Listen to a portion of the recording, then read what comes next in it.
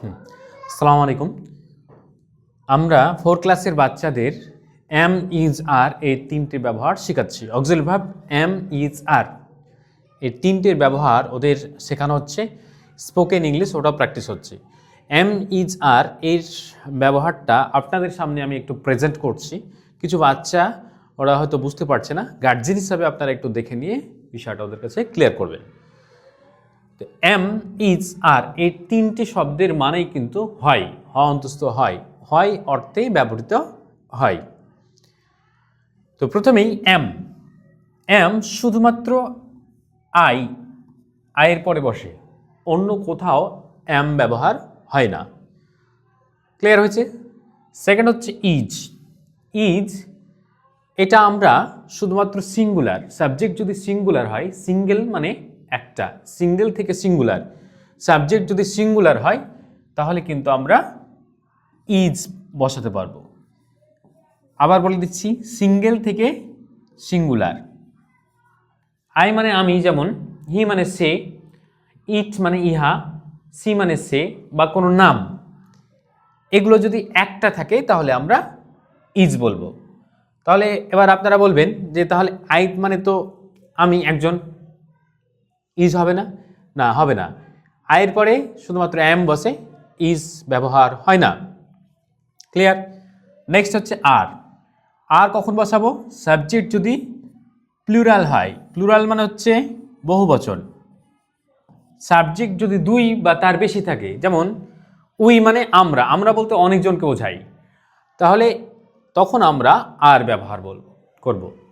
তারপরে দে মানে তারা মানে অনেকজনকে বোঝাতে পারি আমরা, তাহলে সেক্ষেত্রে আমরা আর ব্যবহার করব।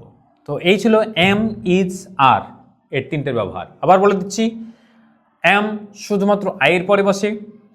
ইজ সাবজেক্ট যদি একটা থাকে, একজন হয়, তাহলে ইজ বসাবো।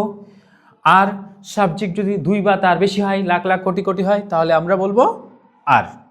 M is are. Clear? Next, এবার আমরা এখানে কিছু অ্যাডজেক্টিভ আর কিছু নাউন নিয়েছি। যেমন ওয়েল মানে ভালো, বিউটিফুল মানে সুন্দর, তাহলে এই দুটো গুণ বোঝাচ্ছে, ওই জন্য অ্যাডজেক্টিভ। স্টুডেন্ট ছাত্র, টিচার মানে শিক্ষক, এই দুটো হচ্ছে নাউন। আমরা অলরেডি এগুলো প্র্যাকটিস করাচ্ছি বাচ্চাদের। প্রথমে অ্যাডজেক্টিভ দিয়ে বোঝাচ্ছি। ওয়েল মানে ভালো, তা আমি ভালো আছি বা আমি ভালো, কি বলবো দেখুন? তাহলে আই অ্যাম শেষে আমরা অ্যাডজেক্টিভটা যোগ করে দেবো, আই অ্যাম ওয়েল। এবার সাবজেক্ট আয়ের পরিবর্তে আমি হি বললাম, হি মানে সে, তাহলে এটা তখন কিন্তু ইজ হবে, হি ইজ ওয়েল। সে ভালো বা সে হয় ভালো। ঠিক আছে? এবারে সাবজেক্ট আমি কি করলাম? দে নিলাম। দে মানে তারা, অনেকজন, ওই জন্য এখানে আর বসছে, দে আর ওয়েল। তাহলে আমি বাচ্চাদের প্র্যাকটিস করাচ্ছি এইভাবে। বাংলায় আমি বলছি, ওরা ইংরেজিতে বলছে। আমি ভালো, আই এম ওয়েল। সে ভালো, হি ইজ ওয়েল। তারা ভালো, দে আর ওয়েল। এইরকমভাবে বাচ্চারা প্র্যাকটিস করছে।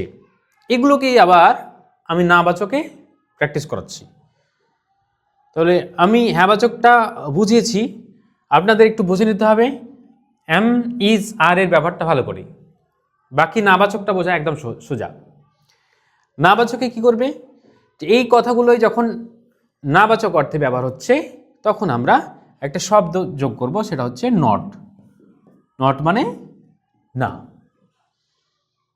তাহলে এই নটটা আমরা বসাবো কোথায়? এর নিয়ম রয়েছে। নট সবসময় অক্সিলারি ভার্বের পরে বসবে। আই এম ওয়েল মানে আমি ভালো বা আমি ভালো আছি। আমি ভালো নেই বা আমি ভালো না, তখন আমরা নট বলবো। নটটা কোথায় বসাবো? এই অক্সিলারি ভার্ব পর। তাহলে এখানে অ্যাম হচ্ছে অক্সিলারি ভার্ব, নট বসিয়ে দেবো। আই এম নট ওয়েল, আমি ভালো নেই বা আমি ভালো না। সে ভালো নেই, he is not. Auxiliary verb is, এরপরে নট বসে গেল। তারপরে তারা ভালো নাই, they are not, they are not well. তাহলে হ্যাঁবাচক বোঝালাম, নাবাচকও বোঝালাম। তার আগে যেটা বুঝেছি সেটা হচ্ছে অ্যামিজার। এই তিনটি জিনিস ভালো করে বুঝে নিয়ে আমরা হ্যাঁবাচক এবং নাবাচক দুটোই বাচ্চাদের প্র্যাকটিস হচ্ছে। যদি কারোর কোনো সমস্যা থাকে আপনারা এই ভিডিওটা দেখবেন, বাচ্চাদের দেখাবেন, আশা করছি এটা ক্লিয়ার হয়ে যাবে। আমাদের আরও কিছুদিন এটা চলবে, তারপরে আমরা প্রশ্নবোধকে নিয়ে যাব। মুখে মুখে আমি আরও কয়েকটা প্র্যাকটিস আপনাদের করে দিই। বিউটিফুল মানে সুন্দর। আমি যখন বলবো যে আমি সুন্দর, তখন বলবে আই অ্যাম বিউটিফুল। সে সুন্দর, হি ইজ বিউটিফুল। তারা সুন্দর, দে আর বিউটিফুল। ক্লিয়ার? নাবাচকে তারা সুন্দর নয়, দে আর নট বিউটিফুল। সে সুন্দর নয়, হি ইজ নট বিউটিফুল। আমি সুন্দর নয়, আই এম নট বিউটিফুল। স্টুডেন্টে যদি বলি আমি ছাত্র, তাহলে আই এম স্টুডেন্ট। আমি ছাত্র নয়, আই এম নট স্টুডেন্ট। সে ছাত্র, হি ইজ স্টুডেন্ট। সে ছাত্র নয়, হি ইজ নট স্টুডেন্ট। তারা ছাত্র, দে আর স্টুডেন্ট। তারা ছাত্র নয়, দে আর নট স্টুডেন্ট। এরকমভাবে অ্যাডজেক্টিভ আর নাউন দিয়ে সিম্পল প্রেজেন্ট করা যায়। টিচার দিয়ে যদি বলি আমি শিক্ষক, আই এম টিচার। আমি শিক্ষক নয়, আই এম নট টিচার। সে শিক্ষক, হি ইজ টিচার।